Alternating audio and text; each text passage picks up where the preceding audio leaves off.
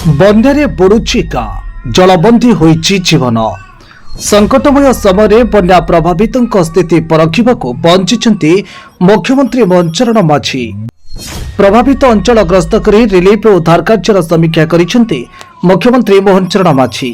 गणमाध्यम को दूर में रखा और नदी मझी विधायकों बोट इंजिन खराब होगा घटना को नहीं सृष्टि होइछि तीव्र प्रतिक्रिया।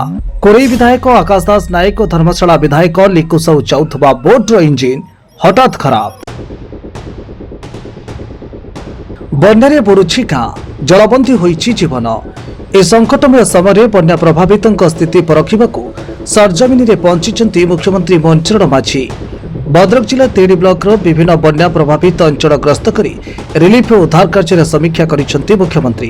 तेबे गोटे पटे मुख्यमंत्री गस्त को नहीं चर्चा चलता बेले अन्यपटे गणमाध्यम को दूरे रखा और नदी मझी विधायकों बोट इंजिन खराब होगा घटना को नहीं सृष्टि होइछि तीव्र प्रतिक्रिया। आसंतु नजर पकईबा भद्रक आम प्रतिनिधि सुब्रजित पाल सोशेष रिपोर्ट उपरे। आज अपराह्न मुख्यमंत्री मोहन माझी तेड़ी ब्लॉक बोड़क और श्यामसुंदरपुर पंचायत अधीन बोड़क ओराली और ईश्वरपुर ग्राम परिदर्शन करते। ओराली ग्राम स्थित जगन्नाथ मंदिर निकटू बोट जगे रेव नदी में प्राय 2 किलोमीटर यात्रा कर ईश्वरपुर स्कूल में पहुंची मुख्यमंत्री।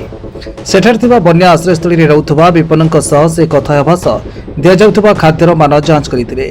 रिलीफ बंटन उद्धार और राहत कार्य किपरि चलिछि से अधिकारी मानक ठारू समीक्षा मध्य करथिले।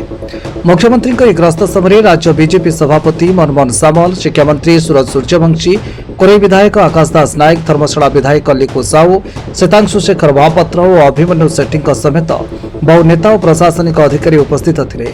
तेबे समीक्षाग्रस्त समय देखा मिलता 2टी अप्रत्याशित घटना। प्रथमतः मुख्यमंत्री कार्यक्रम को कभर करने को जाइथिबा सांबादिक मानक मुख्यमंत्री दूरे रखा अभियोग होइछि। यथेष्ट सुविधा सुजोग न मिलबारु सांबादिक माने हेनस्था होइथिबा नै सांबादिक महल में गभीर असंतोष प्रकाश होइछि। द्वितीयतः मुख्यमंत्री जाउथबा स्वतंत्र बोट शोभायात्रा में घटिथिला बड़ विभ्राट। कोरेई विधायक आकाश दास नायक और धर्मशाला विधायक लिकु साहू जाउथबा बोट इंजिन हठात खराब हो जाइथिला, जाफल रेव नदीर स्रोत मझी किछि समय पर बोट अटकी रहिथिला। बन्यार उग्र रूप मध्य मुख्यमंत्री गस्त जी चर्चा रही गणमाध्यम को दूरे रखी नदी मझी विधायकों बोट इंजिन अचल होगा घटना सेतिकी प्रश्नवाची सृष्टि करिछि। एबे बड़ प्रश्न बन्या विपन्न दुख को सरकार केते गंभीरतार सह नेउछन्ति और रिलीफ और उद्धार कार्य आगक केते त्वरान्वित हेबो आ गणमाध्यम प्रति कराଯାଇथिबा एभली व्यवहार उत्तर किए देबो। भद्रक जिल्लार सुब्रजित पाल का रिपोर्ट, ओडिशा 24 खबर।